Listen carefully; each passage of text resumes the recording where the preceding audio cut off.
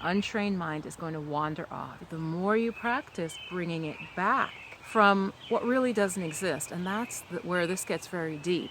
Your mind is taking you to places that literally may not happen, they may happen, you don't know. And what it's doing is taking you out of your life. And what that means is each moment of your life, you're doing that same habit where you're not in that moment.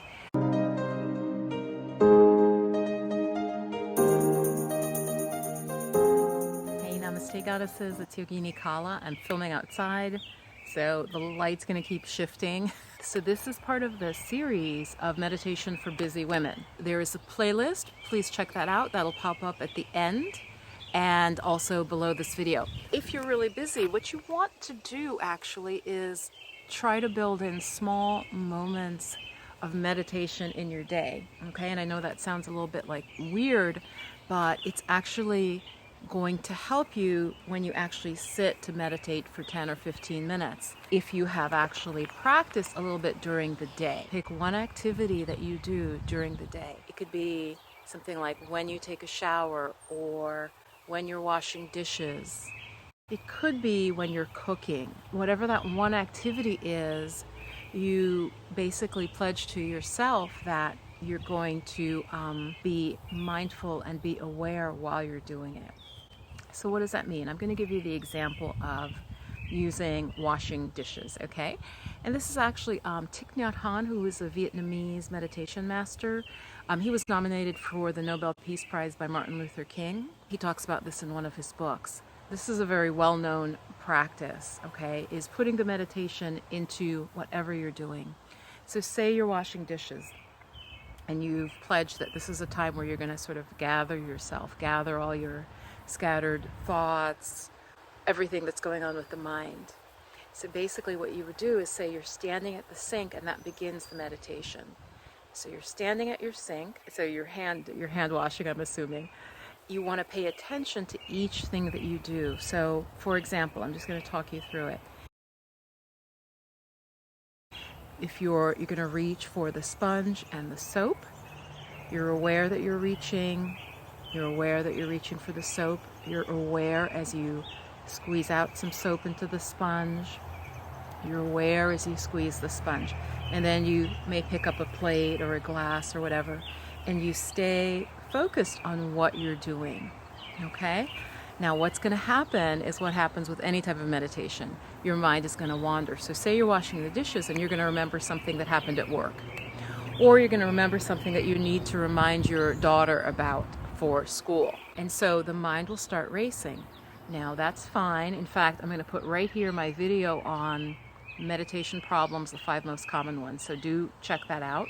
But what you want to do is bring yourself back. So when you notice that you're having thoughts, memories, whatever, you bring yourself back to, you're holding the plate, because you're still holding the plate, whatever you're washing, and go back to the activity of washing it, okay? And then maybe you're rinsing, or you set it aside to rinse. So you continue your activity, paying attention to what you're actually doing.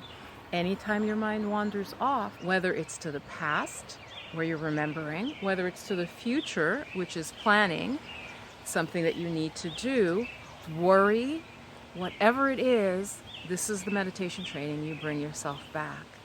And so over time, what you will find, and this is why it's called meditation practice. We call it practice because it's like training a puppy. That's like a really common analogy to give. It's like a little puppy, right?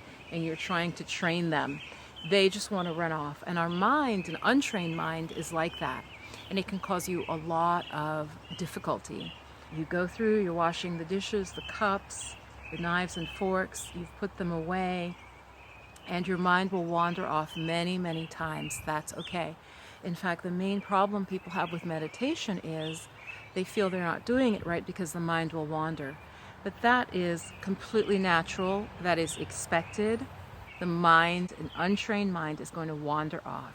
But the more you practice bringing it back from what really doesn't exist, and that's where this gets very deep. Your mind is taking you to places that literally may not happen, they may happen, you don't know. And what it's doing is taking you out of your life. And what that means is each moment of your life, you're doing that same habit where you're not in that moment. So say you're having a beautiful moment with one of your kids. Say your kid comes back from college, you're spending time with them. But because you haven't really practiced and you don't have the strength of mind, your child is telling you some story about being at college and they met somebody and they got like an internship, and your mind instead is on a problem at work. An unpracticed mind, an untrained mind means that every moment of your life, you're literally not there. It's as if there's a ghost of you going through the motions, but you're not present. And so this is why meditation is so important. This is one of the reasons it's so important, is with practice. Say you do that washing the dishes and you do that every day for 10 days, you are going to notice a shift. I promise you, you will notice. You feel calmer, you're able to concentrate better. It's amazing, okay? So try this practice. Again, you can try it with any routine task that you do, okay? Pick anything. Now, for many people, they naturally focus like when they garden or when you do your hobby, right? That's sort of our natural ability to focus comes out. But for many of us, even then, the mind is constantly wandering. And again, the harm in that, there's a lot of different ways that harms you, but one way is you're not 100% there. You are not living your life as it's happening. You're missing not just the negatives, but you're missing the joys as well because you're not fully present. So I hope this was helpful. In the comments below what activity you're going to pick. It could be whenever you're cleaning. You could even pick one particular cleaning thing, like when you're doing the laundry, for example. That could be where you focus on being mindful in the day, right? So it's not a substitute for seated meditation for doing your full practice, but it's a way of strengthening your concentration, your ability to be present, your ability to feel, to enjoy, and to basically be fully there for your life. Coach women dealing with anxiety, burnout, and stress that is affecting their lives. So I'd love to hear from you. My website is intheflowofmagic.com. Mwah. Namaste. Bye-bye.